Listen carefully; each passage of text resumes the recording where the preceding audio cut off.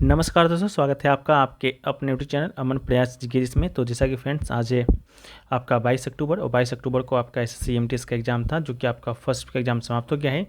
तो फर्स्ट में जो भी आपके जीके जिसके प्रश्न पूछे गए थे उनसे प्रश्नों के साथ मैं उपस्थित हो गया हूँ। तो आज के इस वीडियो में आप लोग देख लीजिएगा कि आप लोगों ने कितना कितना प्रश्न जो कि सही किया है, और जिनका नेक्स्ट एग्जाम है वो डिटेल पूर्वक क्या कहें तो एक्स्ट्रा फैक्ट सहित है, जो कि सही बातों को सुनना है, जहाँ से प्रश्न आपके एग्जाम में भी आते हैं। ठीक है, तो वीडियो को पूरा देखिएगा। चैनल पे अगर आप लोग नए होंगे चैनल को सब्सक्राइब कर लीजिएगा, सब्सक्राइब किए हुए होंगे तो नोटिफिकेशन बेल कॉल पर क्लिक कर लीजिएगा। ठीक है, वीडियो पसंद आएगा तो वीडियो को लाइक भी करना है और वीडियो को शेयर भी करना है। ठीक है, तो आज का जो हमारा पहला जो प्रश्न है वो पूछा गया था आपसे कि रानी की बाव जो है आपका कहाँ पर स्थित है। ठीक है, तो इसका जो राइट आंसर होगा वो आपका गुजरात हो जाएगा। अगर आपसे पूछा जाता कि रानी की बाव का जो निर्माण है किस नदी के तट के पास हुआ है, तो इसका राइट आंसर सरस्वती नदी होता।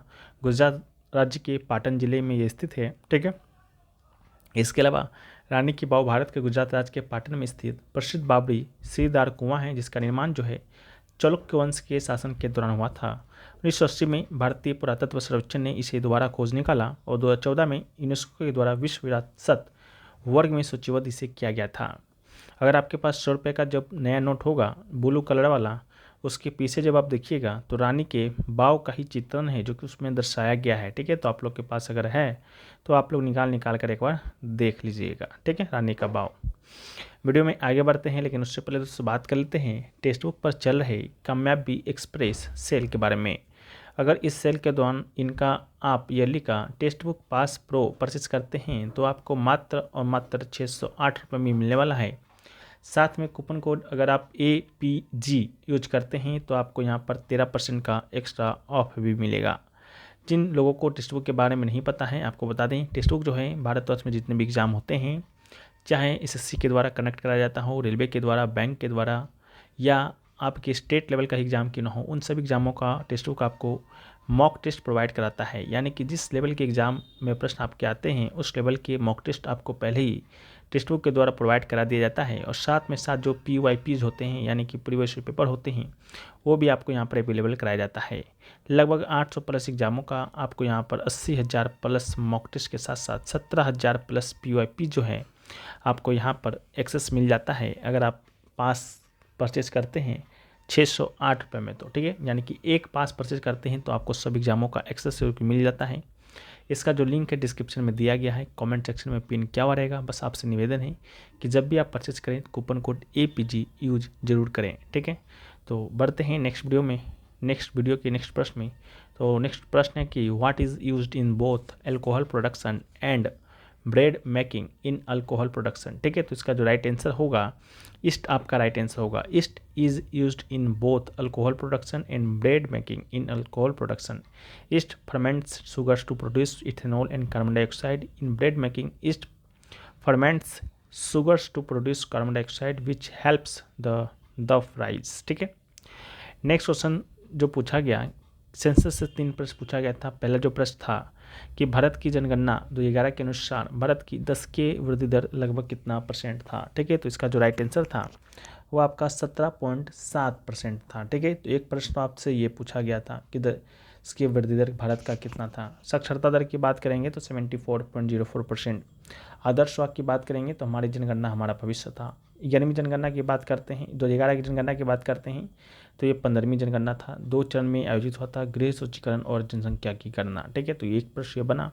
एक प्रश्न आपका केरल का पॉपुलेशन ग्रोथ रेट पूछा गया था अकॉर्डिंग टू 2011, तो इसका राइट आंसर आपका 4.91% इसका राइट आंसर हो जाएगा। बाकी एक प्रश्न और क्या पूछा गया उसके बारे में भी पता नहीं लग पाया है, तो जैसे ही लगेगा हम आपको PDF में प्रोवाइड करा देंगे। PDF टेलीग्राम चैनल पर मिल जाएगा, लिंक डिस्क्रिप्शन में दिया गया है, तो आप लोग जाकर उसको ज्वाइन कर लीजिएगा।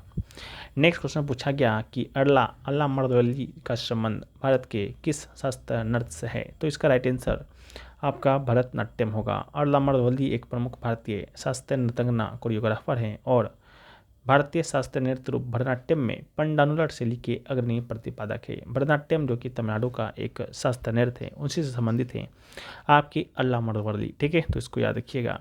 इसके अलावा 1984 में चेन्नई में द दीप शिखा डांस वेश की स्थापना इन्होंने किया। जहाँ पर वो भरतनाट्यम सिखाती हैं।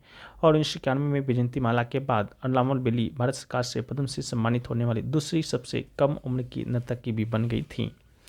नेक्स्ट क्वेश्चन पूछा गया कि भारत का प्रधानमंत्री क्या होता है। ठीक है, 4 ऑप्शन दिए गए होंगे, उन चारों में से एक प्रश्न आपका सही था, लेकिन ऑप्शन क्या दिया गया ये तो मुझे अभी पता नहीं चल पाया है। लेकिन भारत के प्रधानमंत्री की जब हम लोग बात करते हैं तो भारत का प्रधानमंत्री का नियुक्ति राष्ट्रपति के द्वारा किया जाता है और अन्य मंत्रियों को प्रधानमंत्री की सलाह पर राष्ट्रपति के द्वारा नियुक्त किया जाता है। इसके अलावा भारत का जो प्रधानमंत्री होता है भारत सरकार का प्रमुख होता है, मंत्रिपरिषद के भी प्रमुख होते हैं, कैबिनेट का अध्यक्ष होता है, कैबिनेट की बैठकों की अध्यक्षता करता है। इसके अलावा भारत के राष्ट्रपति के मुख्य सलाहकार के रूप में भी वो कार्य करते हैं। प्रधानमंत्री भारत के राष्ट्रपति को अपना इस्तीफा सौंपता है। वह परमाणु कमान प्राधिकरण, नीति आयोग, कैबिनेट की नियुक्ति समिति, परमाणु ऊर्जा विभाग, अंतरिक्ष विभाग, कार्मिक, लोक शिकायत और पेंशन मंत्रालय के प्रमुख भी होते हैं। वो संघ के मामलों के प्रशासन संबंधित मंत्रिमंडल के सभी फैसलों को संप्रेषित करते हैं और राष्ट्रपति के लिए कानून का प्रस्ताव करता है। और इसलिए राष्ट्रपति और कैबिनेट के बीच कड़ी के रूप में भी प्रधानमंत्री कार्य करते हैं। प्रधानमंत्री की मृत्यु या इस्तीफा स्वतः ही मंत्रिपरिषद के विघटन की ओर ले जाता है, इस बात को भी याद रखिएगा। अगला है कि एम चिदम्बरम स्टेडियम जो है आपका कहाँ पर स्थित है। तो इसका राइट आंसर आपका तमिलनाडु के चेन्नई में राइट आंसर होगा। एम चिदम्बरम स्टेडियम तमिलनाडु के चेन्नई शहर में स्थित एक क्रिकेट मैदान है। इसे चेपॉक के नाम से भी जाना जाता है और ये IPL team Chennai super king का घरेलू मैदान भी है। अगला है बथुकम्मा त्यौहार भारत के किस राज्य में मनाया जाता है। तो राइट आंसर आपका तेलंगाना होगा। बथुकम्मा जो है आपका फूलों का त्यौहार यानी कहें तो पुष्पों का त्यौहार है जो मुख्य रूप से तेलंगाना और आंध्र प्रदेश के कुछ हिस्सों के द्वारा मनाया जाता है। दुर्गा नवरात्रि के दौरान 9 दिनों तक बथुकम्मा मनाया जाता है और बथुकम्मा शब्द का अर्थ होता है देवी का जीवन में आना। इसके अलावा यह त्यौहार तेलंगाना के लोगों की संस्कृति और पहचान की प्रतिनिधित्व करता है और इसमें महागौरी की पूजा की जाती है। जीवनदात्री गौरी देवी नारित्व का संरक्षक देवी के रूप में इन्हें कहा जाता है। अगला है काल बैसाखी को किस राज्य में बारदोई शिला के नाम से जाना जाता है। ठीक है, तो बारदोई शिला के नाम से असम में जाना जाता है। ठीक है, काल बैसाखी आपका बंगाल यानी पश्चिम बंगाल का एक तूफानी हवा है और काल बैसाखी एक भाग्यशाली घटना को संदर्भित करता है जो बंगाली महीने में बैसाख में होता है। नॉर्वेस्टर शब्द का इस्तेमाल आमतौर पर अंग्रेजी अखबारों में किया जाता है क्योंकि यह तूफान उत्तर पश्चिम से दक्षिण पूर्व की ओर यात्रा करते हैं और असम में इस घटना को बारदोई शिला के रूप में जाना जाता है जो बोडो शब्द बारदोई शिखला से लिया गया है जिसमें बार का मतलब हवा और दोई का मतलब पानी और शिखवा का मतलब लड़की होता है जो प्रकृति हवा बारिश की देवी का प्रतिनिधित्व करता है और असमिया महीने में बोहाग या बैसागो की शुरुआत का भी प्रतीक है। अगला है which of the following articles of the Constitution of India deals with the organisation of agriculture and animal husbandry. तो इसका राइट आंसर आर्टिकल 48 होगा। आर्टिकल 48 की बात करते हैं तो इसमें कृषि पशुपालन को आधुनिक और वैज्ञानिक आधार पर व्यवस्थित करने का प्रावधान है। अगला है भारत ने पहली बार वुमेन्स क्रिकेट वर्ल्ड कप की मेजबानी कब किया था। तो इसका राइट आंसर 1978 होगा। भारत ने पहली बार महिला विश्व कप की मेजबानी साल 1978 में की थी। ये टूर्नामेंट 1 से 13 जनवरी 1978 के बीच आयोजित किया गया था। इस टूर्नामेंट में ऑस्ट्रेलिया भी जीता रहा था, इंग्लैंड भी जीता रहा था और भारत की महिला टीम ने पहली बार क्रिकेट विश्व कप में भाग लिया था इसी साल 1978 में ही। अगला है इम द बिग हुम को उपन्यास के लेखक कौन है। तो राइट आंसर आपका जेरी पिंटो होगा। एम एंड द बिग हुम अंग्रेजी भाषा का विख्यात साहित्यकार जेरी पिंटो के द्वारा है जो कि रचित उपन्यास है और इसके लिए इन्हें 2016 में अंग्रेजी भाषा के लिए साहित्य अकादमी पुरस्कार से भी सम्मानित है जो कि आपका किया गया था। ठीक है, तो ये प्रश्न आपके एग्जाम में आया था।